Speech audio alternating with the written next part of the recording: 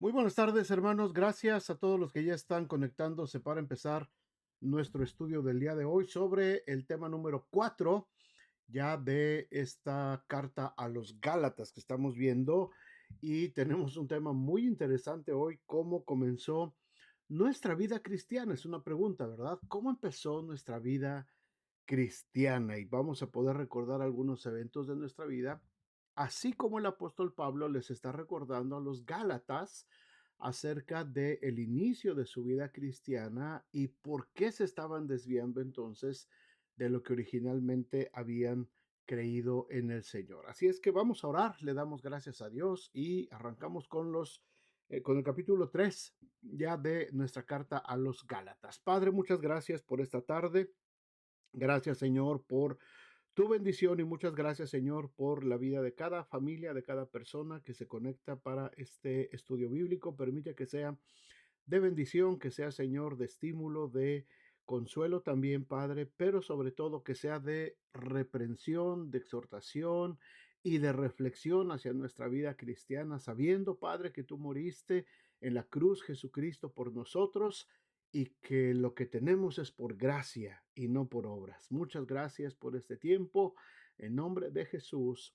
Amén y amén. Bueno, pues empezamos entonces la segunda parte de la carta del apóstol Pablo. Recuerden, la primera parte, los dos primeros capítulos, Pablo se dedica a defender su apostolado. Es decir, por qué era importante que Pablo estableciera esta relevancia de su apostolado, porque muchos falsos maestros que se estaban infiltrando dentro de las iglesias estaban contaminando la doctrina que Pablo estaba predicando, diciendo que pues Pablo realmente no era importante, que los importantes eran los apóstoles que estaban en Jerusalén, y ellos estaban enseñando acerca del judaísmo, de que el cristiano tenía que ser a través del judaísmo. Entonces, la doctrina, el evangelio de Pablo coincidía completamente con Jesús. Si ustedes se acuerdan, Jesús en su ministerio jamás nos mandó a que nos metiéramos al asunto de la ley. Él vino a predicar, él vino a cumplir la ley en él para que nosotros tuviéramos libertad. Por eso Jesús dijo: si el Hijo os libertare, seréis verdaderamente libres. Ahora, ¿a quién le dijo esta expresión Jesús? A sus discípulos que eran judíos, a sus discípulos que habían crecido bajo la ley y que no eran libres en ese momento. Así es que Jesús les dice a los discípulos que ya habían creído en él: si ustedes me conocen, si ustedes me siguen a mí, si ustedes se convierten verdaderamente en mis discípulos, entonces, como mis discípulos, a pesar de que son judíos, a pesar de que vivieron bajo la ley, conocerán la verdad, y la verdad os hará libres. ¿Libres de qué?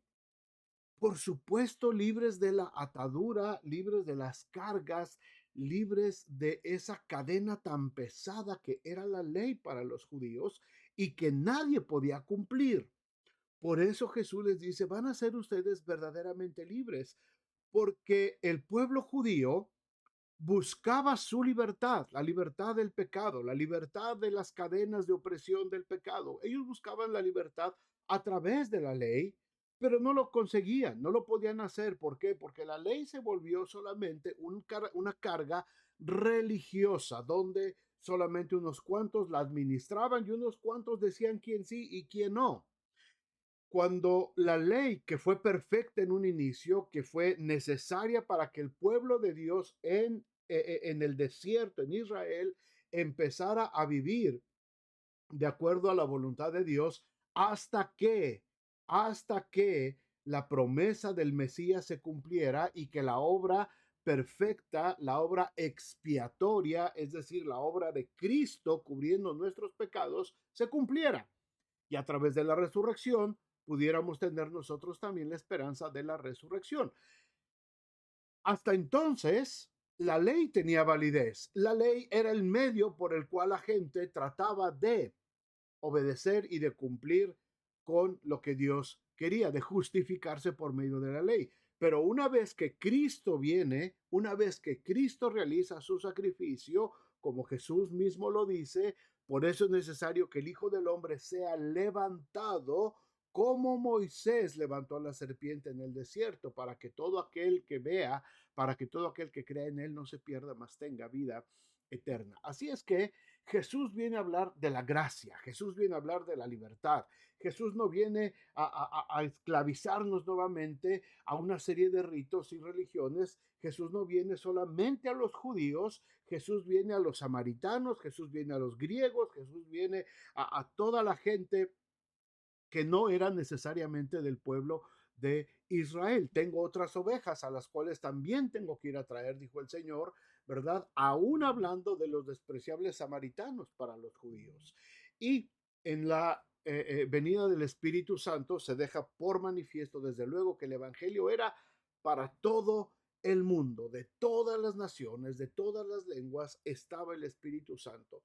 Y a lo largo de todas las experiencias, del libro de los Hechos, nos damos cuenta cómo el Espíritu Santo se derramaba sobre todos, sin importar de dónde eran, sin importar si eran griegos, si eran romanos, si eran judíos, si eran cretenses, árabes, medos, persas, de donde fueran, el Espíritu Santo y la gracia de Jesucristo se derramaba sobre todos. Así es que, hermanos, era muy importante en los dos primeros capítulos de Gálatas que Pablo defendiera su apostolado, que Pablo defendiera la doctrina que le había sido dada por Jesucristo. Y él lo establece: yo la recibí de parte del Señor. 3 años primero en Arabia estuve con el Señor, y el Señor me dio literalmente un entrenamiento, ¿verdad? El Señor también estuvo 3 años físicamente con sus discípulos y les dio también un entrenamiento. Bueno, a Pablo también estuvo 3 años con él en Arabia y le dio un entrenamiento personal. Y después Pablo desarrolló su ministerio por 14 años. Así es que Pablo no estaba contagiado, ni Pablo había sido infiltrado por las enseñanzas que se estaban manejando desde Jerusalén. En los dos siguientes capítulos, 3 y 4, Pablo empieza ahora a defender la doctrina. Pablo ya dejó en clara su postura como apóstol, como mensajero de Cristo. Ahora empieza a defender la doctrina a la cual fue llamado por medio del Señor. Una de las cosas más importantes, hermanos, que tenemos que notar, y si ustedes nos han seguido en los temas anteriores de este estudio de Gálatas y también del que vimos hace unos meses acerca de Hebreos y del que vimos hace más tiempo atrás acerca de Primera de Pedro, y los que vimos antes también acerca de los falsos maestros con Judas y la segunda carta de Pedro y de Juan. Este problema, hermanos, este problema de los falsos maestros, de las falsas enseñanzas, de los judaizantes, de los que querían confundir, había sido muy fuerte en la iglesia del primer siglo. Lo sigue siendo en nuestro tiempo. Lamentablemente, los cristianos en cada generación siempre son infiltrados por este tipo de doctrinas. Somos estudiosos de la Biblia y muchos de los cristianos de la iglesia tenemos una convicción firme, una convicción que nos ha sido dada por medio de la palabra de Dios, ¿verdad? Pero siempre en cada generación está esta infiltración acerca de los judaizantes. ¿Por qué se da esta infiltración? Es muy importante notar esto, hermanos. En los dos primeros capítulos y en los libros anteriores que he mencionado, las cartas anteriores, se nos habla de la suficiencia del sacrificio de Cristo para nuestra salvación. Yo no puedo hacer nada para lograr mi salvación. Lo vimos también en Efesios. Por gracia sois salvos y esto no de vosotros, pues es un don de Dios. Yo no puedo hacer nada para obtener mi salvación.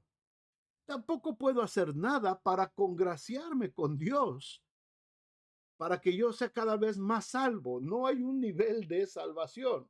Solamente hay dos opciones. O eres salvo o estás condenado a la muerte eterna. No hay más. No hay un escalón, no hay un escalafón en el que yo, bueno, ya recibí aquí a Cristo por fe y ahora tengo que esforzarme cada día para ir ganando un nivel más en mi salvación. Eso no existe en la vida cristiana. Eso no existe en la palabra de Dios. Eres salvo, punto. Cuando tú naciste, el día que naciste, iba a decir como las mañanitas, ¿verdad? Nacieron todas las flores, pero no, el día que naciste, cuando fuiste recibido por tus padres, en ese momento se te puso un apellido, el apellido de tu padre, ¿verdad? O de tu madre puede ser también. Y ese apellido dice que a partir de ese momento tú eres Juan Rodríguez o López o Pérez o Carpinteiro o lo que seas, ¿verdad? El apellido. No puedes hacer nada, no puedes hacer nada en el resto de tus días, en el resto de tus años, conforme vas creciendo, para ser cada vez más Rodríguez o para ser cada vez más Montiel, no más García. No, ya lo eres, punto. ¿Por qué? Porque hay un certificado que dice que tu apellido es García. Hagas lo que hagas, te portes bien, hagas lo que hagas, ya eres García. Muy bien. Cuando Cristo viene a nosotros, ya somos salvos. Ya tenemos la salvación, somos hijos de Dios. No podemos hacer nada más para ganar las bendiciones del Señor. No podemos hacer nada más para ganar la gracia de Dios. Ahora, escúchenme bien, por favor, no apaguen todavía este video. Escuchen esto que es muy importante, porque si no nos quedamos a la mitad. Esto ha dado ocasión, a decir que predicar de esta manera, que predicar esta doctrina, que predicar la gracia que es suficiente para nuestra salvación, sea algo muy peligroso en la iglesia. ¿Por qué? Porque entonces mucha gente dice, entonces vamos a estar tentados a que la gente haga lo que quiera y que se porte como su gana le dé, bien o mal, al fin que ya es salvo, al fin que ya no hay ningún peligro. Así es que siempre, hermanos, nosotros hemos enseñado acerca de la salvación y de la santificación, que es otro tema, por medio de la fe solamente, sin necesidad de seguir ninguna ley, ¿verdad? Es importante notar que después de estos capítulos que vamos a ver en las siguientes semanas, el 3 y el 4, entonces en la tercera parte de Gálatas, porque tenemos que leer y estudiar toda la carta completa, los capítulos 5 y 6, Pablo habla acerca de las normas de la vida cristiana. Gálatas se le conoce como la carta o la epístola de la libertad. Por eso el tema principal de nuestro estudio se llama verdaderamente libres, porque este es el tema central en la epístola a los Gálatas, pero no está proclamando en ningún momento, hermanos, un mensaje de libertinaje. Libertinaje quiere decir que tu libertad está condicionada a lo que tú creas que está bien o lo que está mal. Tú formas tu propio código de ética, de comportamiento. Si para ti adulterar está bien, entonces está bien. No es malo ni es pecado porque para ti en tu propio código de conducta está bien. Si para ti robar, mentir, blasfemar está bien, pues entonces está bien porque ese es tu código de ética y a ti te dice que está bien y no pasa nada. No.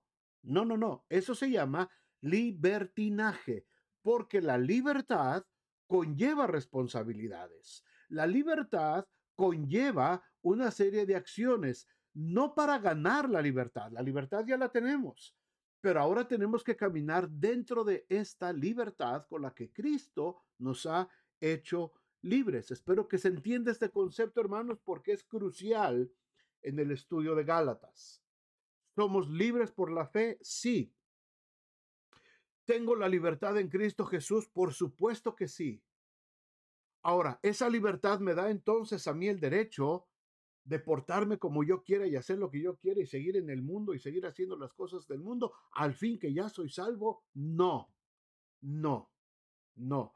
Y esto lo vemos, hermanos, también en la vida pública, en cualquier país.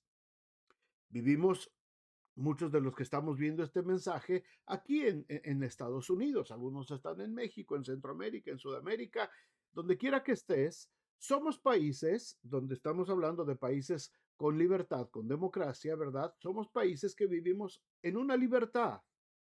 Tengo libertad de trabajar, tengo libertad de expresarme, tengo libertad de religión, tengo libertad de tránsito, me puedo mover de un lugar a otro dentro del país, tengo un montón de libertades, tengo la libertad de escoger qué médico me va a atender, tengo la libertad de escoger qué escuela voy a poner a mis hijos, tengo la libertad de ver qué es lo que voy a comer el día de hoy, tengo la libertad de saber qué es lo que me voy a vestir, tengo mucha libertad, se me ha dado mucha libertad. Pero esa libertad siempre está acotada por una serie de leyes. No solamente es ya soy libre y se acabó.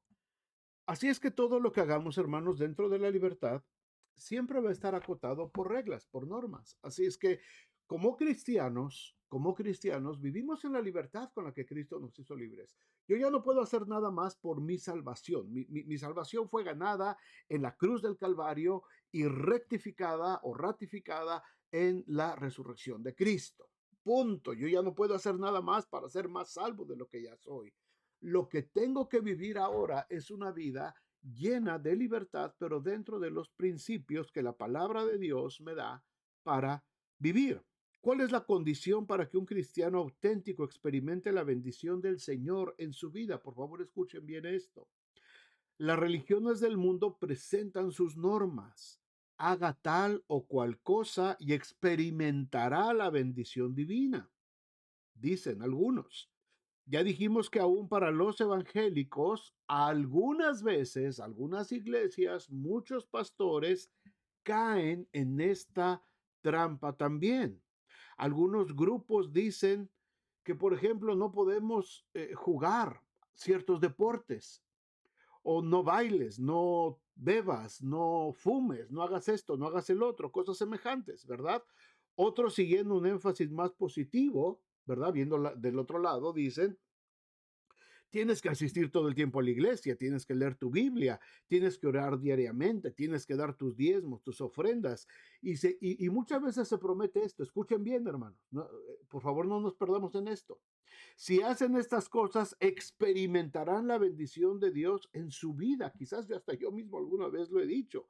Aunque todas estas normas tienen cierto valor para la vida del cristiano y la mayoría reflejan conceptos bíblicos, no las cumplimos con el fin de conseguir suficientes méritos delante de Dios o para llegar a ser más espirituales. No, no, no es así. Pablo en estos capítulos que vamos a estudiar, 3 y 4 de Gálatas, responde a este concepto equivocado, explicando la base teológica de cómo recibir la bendición de Dios. En pocas palabras, el apóstol Pablo explica que las bendiciones del Señor no dependen de cumplir algún sistema de leyes, por muy bíblico que sea. Las recibimos gracias a lo que Cristo hizo, no por causa de nuestras obras, no por causa de nuestras obras. La bendición de Dios es por su gracia sobre nosotros.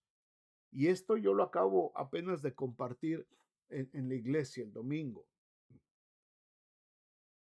Y a lo mejor muchos de ustedes, si son cristianos de tiempo, lo escucharon alguna vez. Si yo ofrendo y diezmo, entonces tengo más la bendición de Dios sobre mi vida. ¿Tengo más entonces la gracia de Cristo sobre mi vida o no? Es una condición el diezmar, el ofrendar, es una condición asistir a la iglesia, es una condición servir en la iglesia para que Dios me bendiga entonces. No, no. Dios me bendice porque soy su hijo. Dios me bendice porque me ama. Dios me bendice porque Él lo prometió y Él no va a poner sus promesas de una forma condicional. Entonces voy a dejar de ofrendar, voy a dejar de ir a la iglesia y voy a dejar de leer mi Biblia porque pues al fin de cuentas Dios me va a dar su bendición y ya nos encontraremos ahí en la eternidad. No, tampoco es así. Asisto a la iglesia, oro, adoro al Señor, sirvo al Señor, diezmo, ofrendo, ayudo en la iglesia por gratitud a lo que Cristo hizo por mí en la cruz. Por gratitud, yo ahora puedo servir al Señor. Por gratitud, ahora puedo involucrarme en su obra. Por gratitud, no para ganarme mi salvación, no para esperar que Dios me bendiga. Muchos cristianos tienen este concepto equivocado. Hay mucha gente que está atravesando problemas a lo largo de su vida y entonces se aparecen a la iglesia porque les dijeron vente a la iglesia para que oremos para que te vaya bien. No, no funciona así. No es así la vida cristiana. Vienes, entregas tu vida a Cristo, empiezas a vivir una vida en el Señor y entonces el Señor te dará la fuerza para enfrentar cada situación en tu vida. El Señor te dará la fortaleza para enfrentar las cosas que la vida te va presentando. El Señor te dará la sabiduría necesaria para tomar las decisiones correctas para que tengas menos problemas en la vida. Pero el Señor no es solamente venir porque Él es el resolvedor de problemas. No, Él es nuestro Salvador, Él es nuestro Redentor, Él es el que murió en la cruz para darnos vida y vida en abundancia. De eso se trata la vida cristiana. De eso se trata poder entender que Jesucristo nos vino a redimir de la maldición de la muerte. No vivo ahora para ganarme la bendición de Dios. Ya la tengo. Su bendición está sobre mí. Muchas veces no veo la bendición de Dios sobre mi vida porque yo me aparto de la bendición. Acuérdense de este principio. El salmista decía, el que habita al abrigo del Altísimo morará bajo la sombra del Omnipotente. Haz de cuenta que es una sombrilla donde yo tengo que estar viviendo ahí.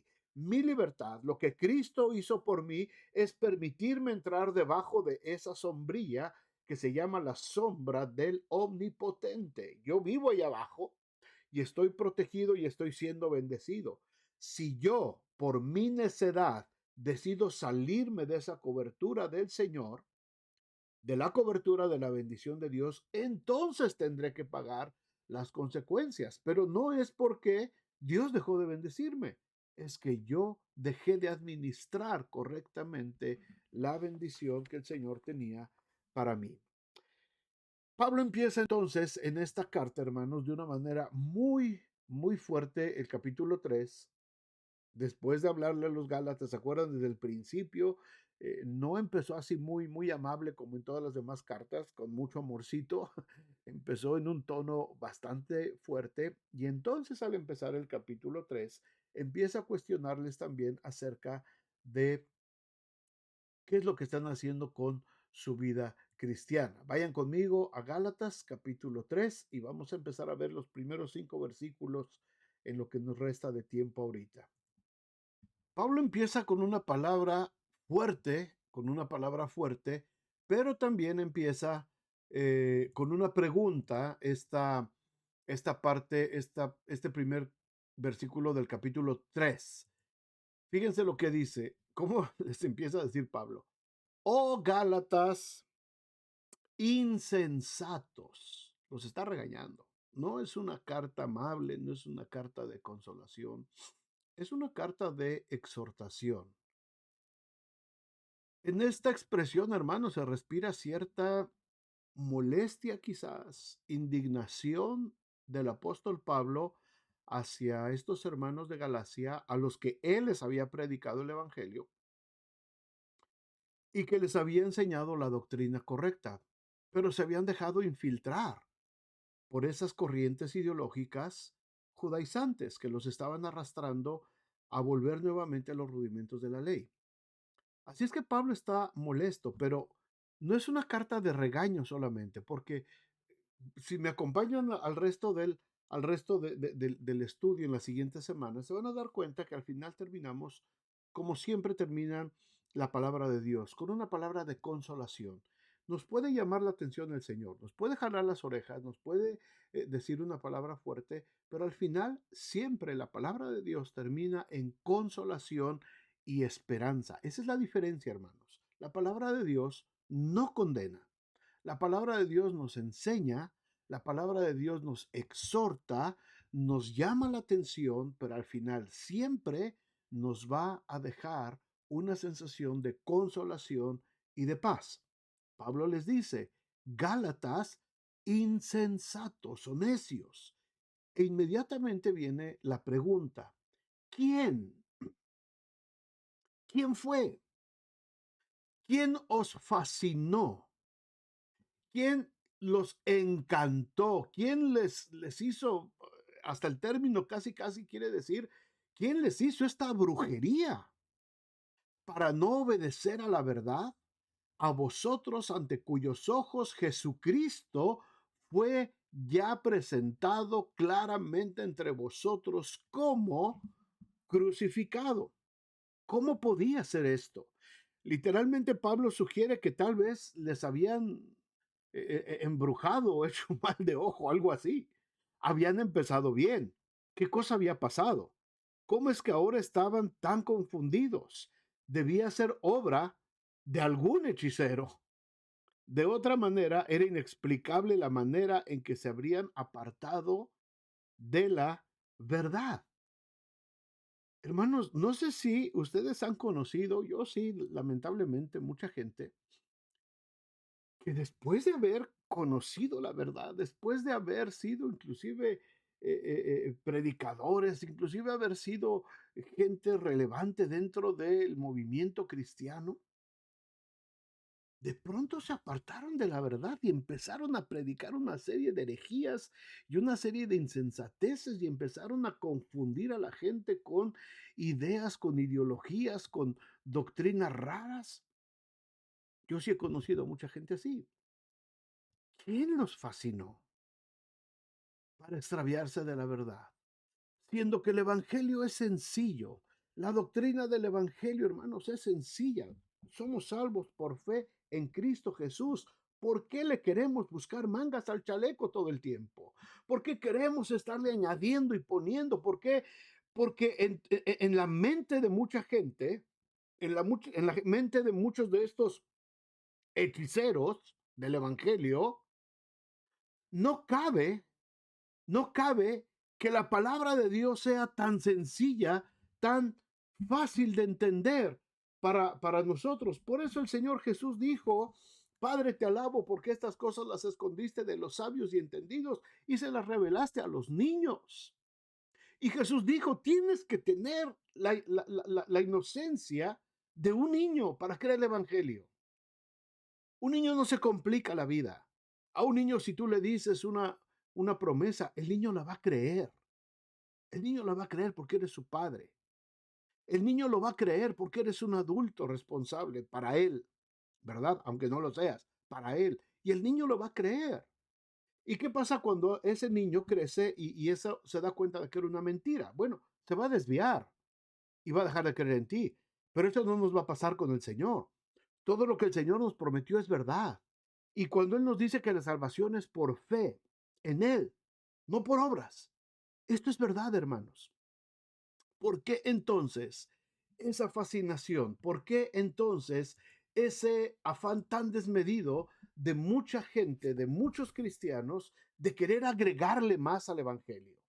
De decir, ok, ya somos salvos por fe, pero ahora entonces tenemos que empezar a ver las fiestas judías. Ahora tenemos que empezar, si quieres ser un buen cristiano, tienes entonces que empezar a meterte al hebreo y tienes que empezarte a meter a esto y al otro. Ok, lo podemos entender desde un punto de vista de estudio teológico, pero no como una condición de salvación. Entendamos esto. No podemos añadirle más a la salvación en Cristo. Es que ahora, para ser salvo de veras, si eres cristiano, entonces ahora tienes que comer de cierta manera, ahora te tienes que vestir de cierta manera, ahora tienes que hacer esto de cierta manera, ahora tienes que presentarte de esta manera. Y empezamos a ponerle leyes y empezamos a ponerle bardas a la verdad del Evangelio. ¿Quién nos fascinó? Dice Pablo. ¿Quién nos fascinó para no obedecer a la verdad? A ustedes ya les fue presentado Jesucristo. Ya conocieron a Jesucristo resucitado y crucificado. ¿Por qué se desviaron? ¿Por qué se apartaron entonces de la verdad? Al traer a la memoria su propia experiencia, Pablo les pregunta acerca de la forma en que habían recibido el Espíritu Santo. Versículo 2 dice, esto solo quiero saber de vosotros. ¿Recibisteis el Espíritu por las obras de la ley o por el oír con fe? ¿Tan necios sois?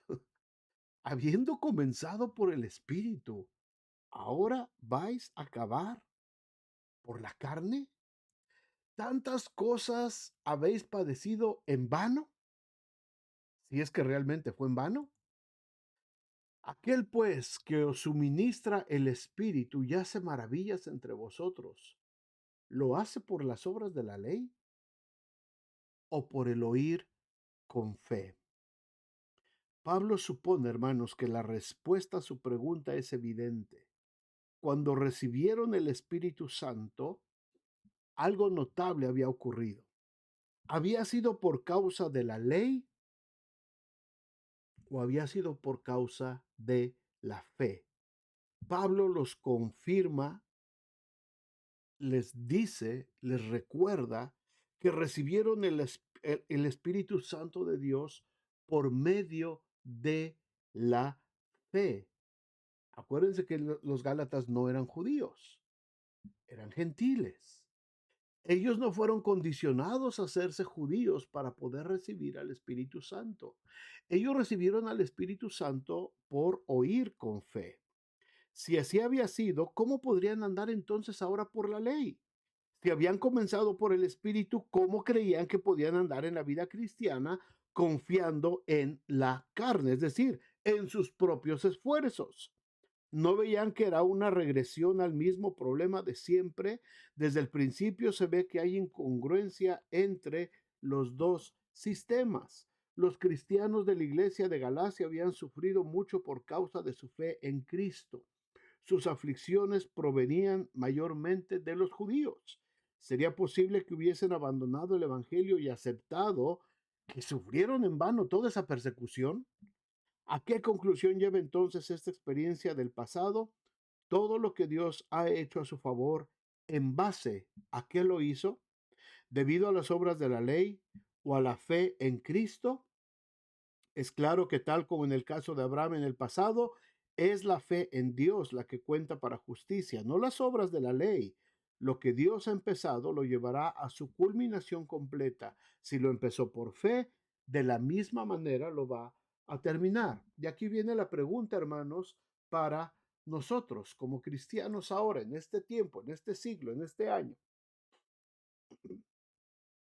¿Cómo conociste, cómo empezó tu vida cristiana? ¿Recuerdas? ¿Cómo empezó tu vida cristiana? ¿Cómo fue el inicio? ¿Te pidieron que hicieras una serie de ritos de acuerdo a la ley judaica para conocer a Cristo? ¿O te predicaron acerca de un pasaje como Juan 3:16, de tal manera amó Dios al mundo que dio a su Hijo unigénito?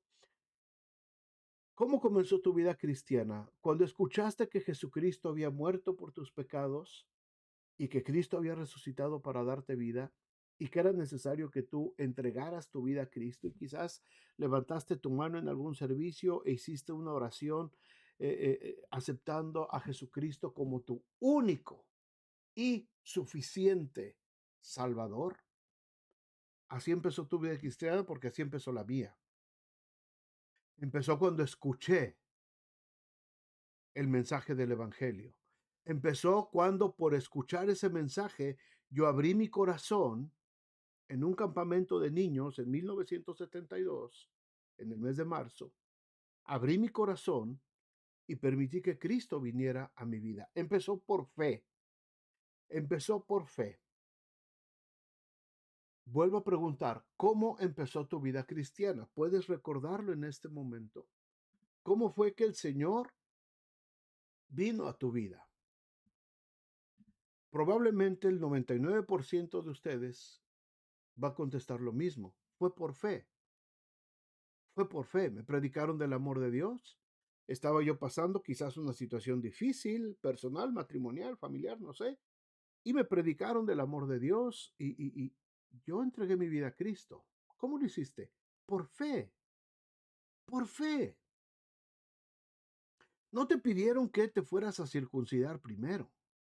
No te pidieron que dejaras de comer carnitas, ni te pidieron que dejaras de esto, del otro, que empezaras a hacer una serie de ritos, que te cubrieras la cabeza con un paño. No te pidieron que empezaras a hablar en hebreo para poder empezar a disfrutar tu vida cristiana. Fue por fe. ¿Cuántos pueden decir amén a eso? Por fe empezó mi vida cristiana, porque escuché el Evangelio, porque escuché las buenas nuevas del Evangelio. Yo dije, yo quiero esa vida para mí. Cristo, te acepto en mi corazón como mi Señor y mi Salvador. Creo que tú moriste en esa cruz para darme vida y vida eterna, y creo que Dios te levantó de los muertos. Y fui salvo y me hice parte de la vida cristiana. Ahora, empezó por fe. ¿Por qué ahora queremos ponerle obras de la carne? ¿Por qué ahora queremos poner? Es que si quieres ser cristiano, entonces tienes que diezmar. No, no, espérame, es que si quieres ser cristiano, te tienes que poner una corbata. Es que si quieres ser cristiano, tienes que vestir un vestido de tal manera. Es que si quieres ser cristiano, te tienes que tapar la cabeza, hermana. Es que si quieres ser cristiano, tienes que dejar de fumar, de tomar, de esto, del otro. Pero lo estamos haciendo no como un ejemplo de vida cristiana, sino como un requisito para poder ser cristiano, para poder ser acepto dentro de la iglesia. No, hermanos. Entramos por fe en Cristo Jesús y por fe tenemos la salvación. Yo no puedo hacer ninguna obra en la carne, ni bajo la ley, ni bajo ningún reglamento que la iglesia me quiera imponer. Yo no puedo hacer nada para ser más salvo de lo que ya soy. Soy salvo solamente, punto. Ahora, en esa libertad que ahora tengo, en esa libertad con la que Cristo me ha hecho verdaderamente libre y en esa libertad con la que Cristo me redimió de la maldición de la ley, ahora yo empiezo a vivir de acuerdo a lo que Cristo hizo por mí en la cruz del Calvario. Y ahora entiendo que mi testimonio de vida cristiana tiene que ser diferente. Por eso ahora no me embriago con vino en lo cual hay disolución, sino que ahora soy lleno del Espíritu Santo de Dios. Por eso ahora no participo de las obras de la carne, las cuales son lascivia, inmundicia, avaricia, chismes, hechicería, orgías, todo lo que menciona más adelante el apóstol Pablo aquí en esta misma carta de Gálatas. No participo de esas obras. ¿Por qué? Porque ya soy salvo, porque ya es una condición mía como cristiano, no para ser cristiano, no para que vean que soy cristiano, no para hacerme más acepto a Dios, no para ganarme el favor de Dios. Yo no me puedo ganar el favor de Dios de ninguna manera.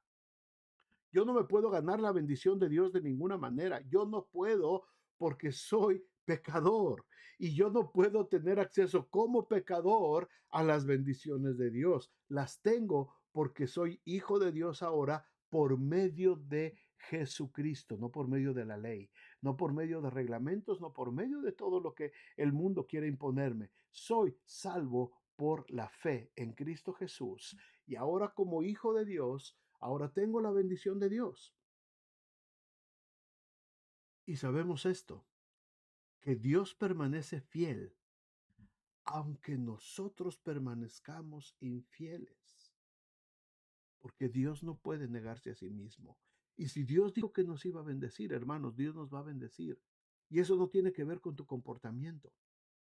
Eso no tiene que ver con lo que hagas o dejes de hacer. La bendición de Dios y la gracia de Dios estará sobre tu vida porque Él lo prometió. Por eso, no por cómo te portes, sino porque Él lo prometió. Ah, qué padre, entonces hago. No, porque los que hemos muerto al pecado, ¿cómo viviremos aún en Él? Porque el que ahora peca voluntariamente, dice Hebreos, tiene por inmunda la sangre de Jesucristo y pisotea el nombre de Jesús. Por eso no pecamos. Por eso no participamos de las obras de la carne. Por eso nos apartamos de todo aquello que nos contamina.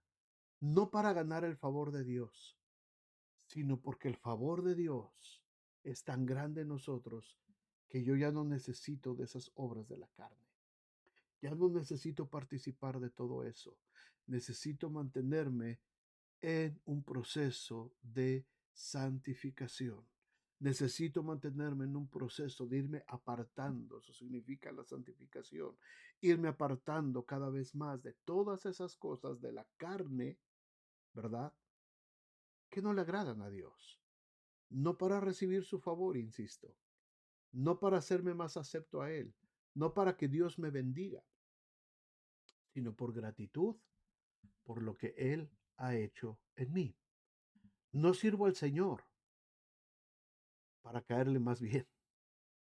No voy a la iglesia para que Dios me bendiga. No doy un centavo, como decía el cantito aquel, para que el Señor me dé dos. No, no.